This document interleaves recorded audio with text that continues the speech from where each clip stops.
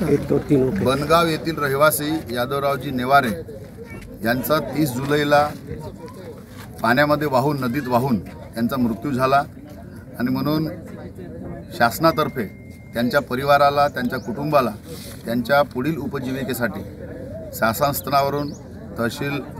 आमगावच्या माध्यमातून आज 4 लाख रुपये त्यांना चेक देण्यात आलेला आहे आणि प्रत्यक्ष तहसीलदार मी आमचे सगळे अधिकारी आज त्यांच्या स्वतःच्या राहत्या घरी येऊन त्यांना चेक देण्यात आलेला आहे। खरं म्हणजे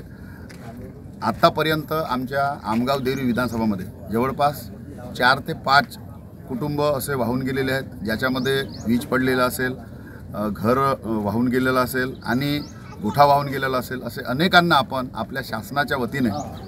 जे जे शक्य असेल ते करण्याचा प्रयत्न आमचा सुरू आहे।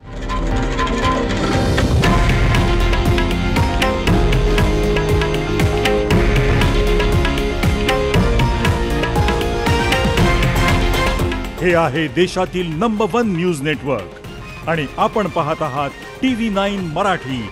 एकमेव।